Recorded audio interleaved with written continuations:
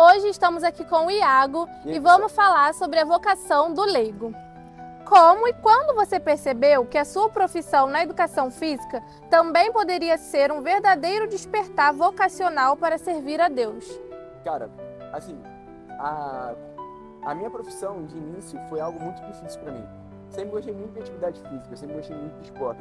Só que quando a gente adentra no meio da educação física, a gente entra na academia, nas aulas coletivas, a gente começa a perceber algumas coisas, né? Tem muitas realidades em relação ao vestimento, a realidade das músicas.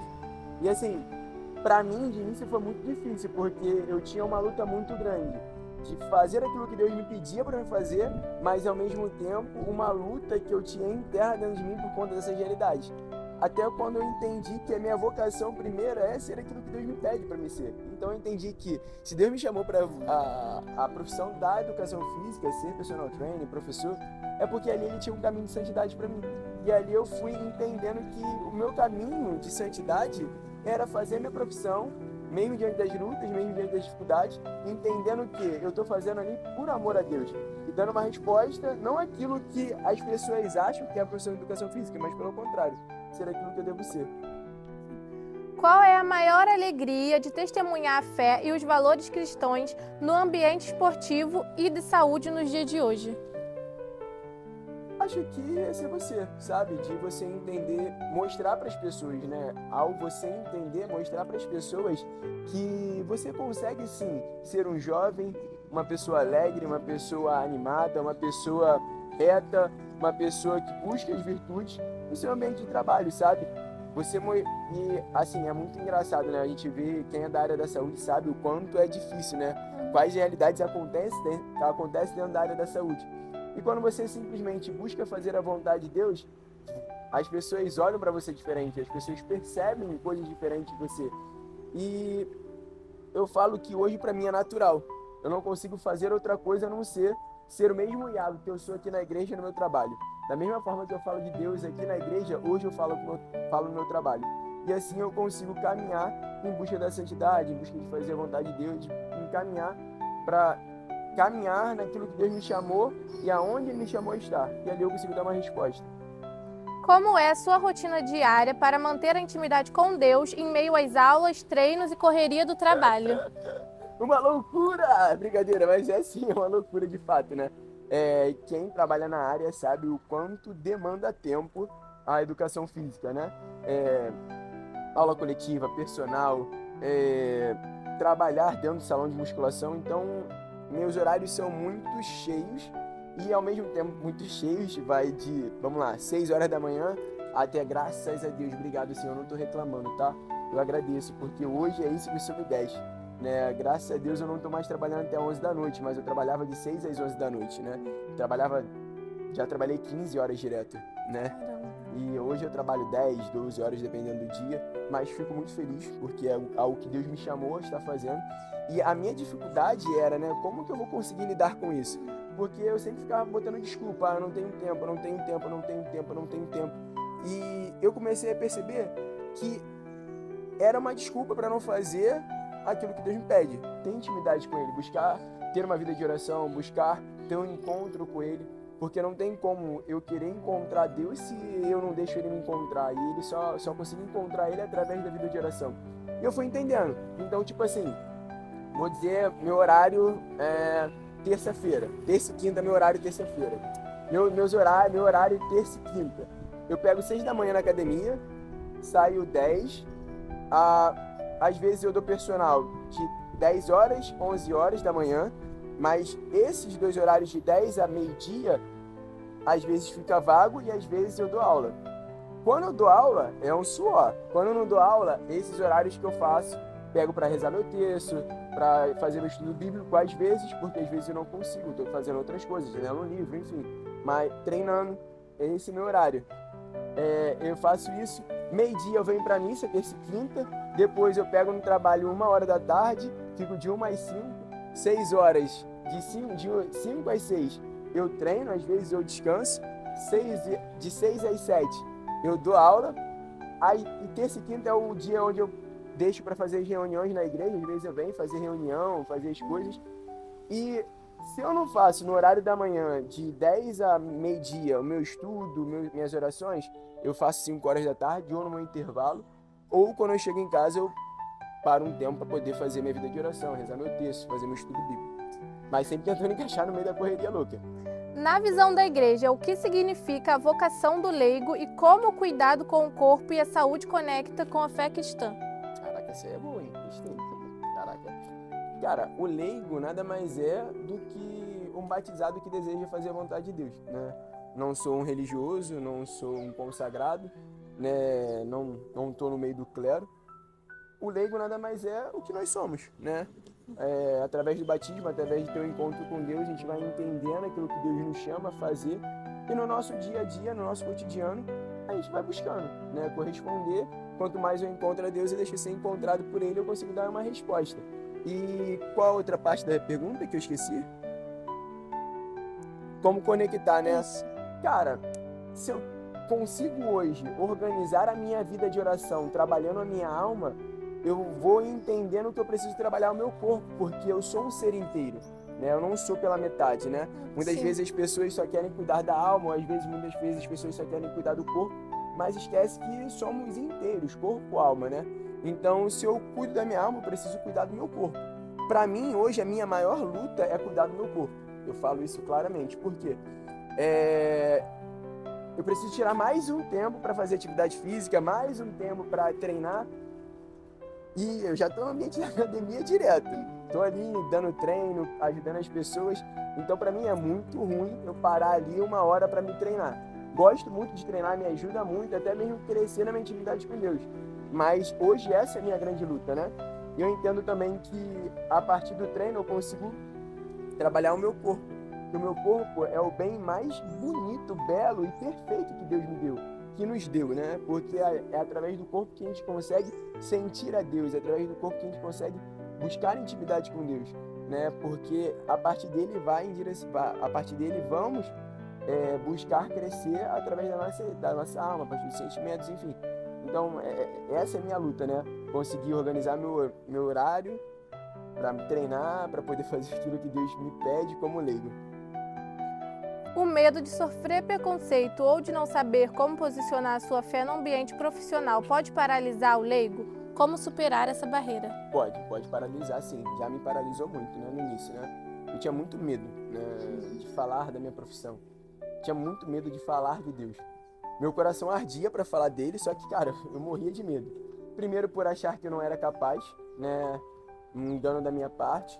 E segundo, pela realidade de ter muitas outras religiões no nosso meio de trabalho. Fica muito fácil falar de Deus aqui na igreja, fica muito fácil falar de Deus aqui no santuário. Ou qualquer outra igreja católica que eu for, fica fácil, porque eu estou no meu ambiente, sabe? Mas quando eu saio da minha bolha...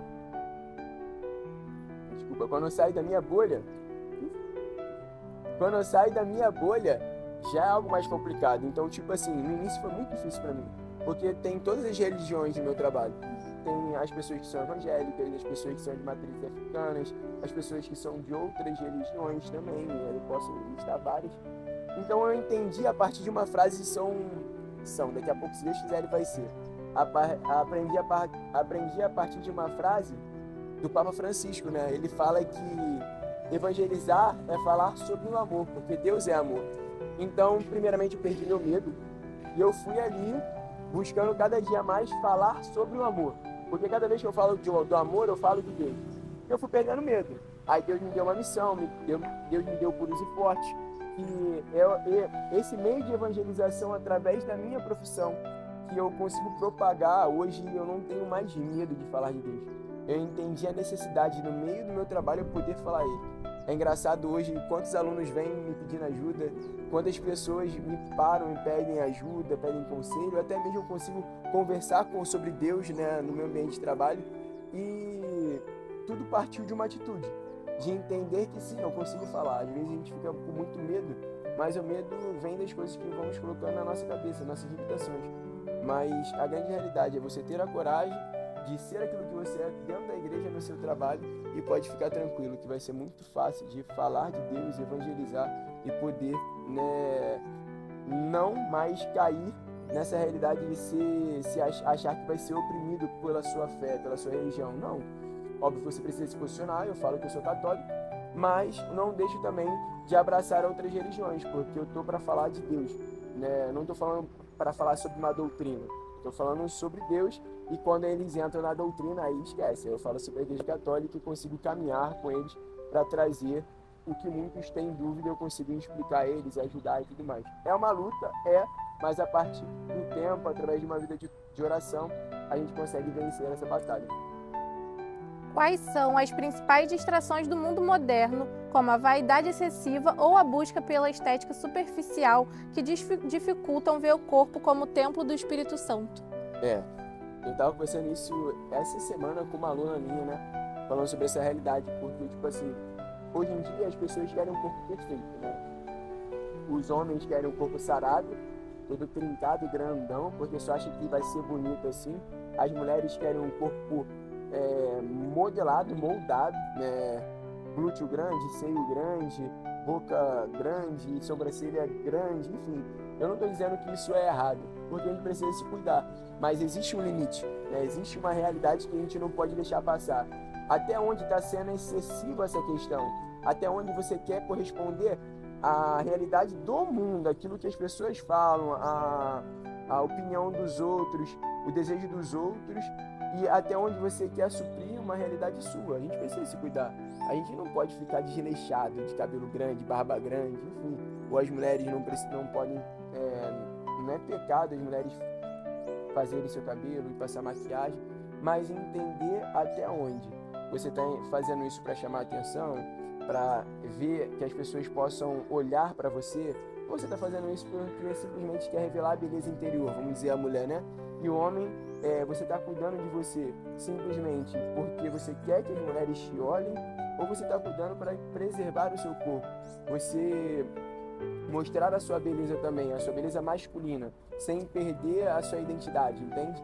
Eu acho que as pessoas hoje em dia estão muito focadas, né, na estética da perfeição, sendo que esquece que nós somos perfeitos do jeito que somos, né? Deus nos cria, nos sonha dessa forma, dessa forma, Deus nos cria dessa forma.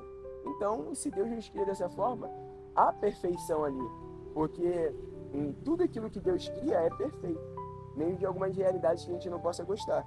E o que mais acontece no mundo é isso hoje, né? As pessoas se perderem nesse sentido de quererem cada vez mais a perfeição, perfeição, perfeição, e esquece que o corpo é o templo do Espírito Santo, que o nosso corpo é um grande dom de Deus, e vão se perdendo nessa realidade e vão tirando a graça, né? Tirando a beleza de ser dom de Deus, o nosso corpo como um grande dom de Deus, porque eles muitas vezes querem ser como Deus, modelar o seu corpo conforme o seu querer. E não é que seja errado, mas a gente tem que entender o limite.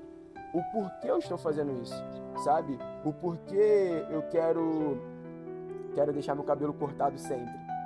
Porque é uma vaidade minha, porque eu não quero que as pessoas me vejam de cabelo grande. Eu acho feio estar com cabelo grande. Aí você precisa parar para pensar. É uma vaidade? Porque, por exemplo, eu corto cabelo toda semana. Eu odiava cortar cabelo toda semana. Eu cortava cabelo de mês em mês, de um mês e meio. Só que eu fui entendendo que eu preciso estar com o cabelo cortado e a barba feita por conta do meu trabalho. Porque eu trabalho com a minha aparência. Mas eu não faço isso por vaidade. Eu faço isso por uma necessidade de trabalho. Então a gente precisa entender essas coisas e perguntar, né? Eu faço isso por quê? Por que eu estou fazendo isso? Eu estou fazendo escutar de Deus, né? Para a gente conseguir entender e vivenciar aquilo que Deus pede. Não levando a vaidade, não levando a moda do mundo, não levando aquilo que as pessoas acham como certo, mas buscando fazer a vontade de Deus. O que é, na essência, viver o Evangelho sendo um profissional de educação física no mundo atual? Ser tudo aquilo que Deus desejou.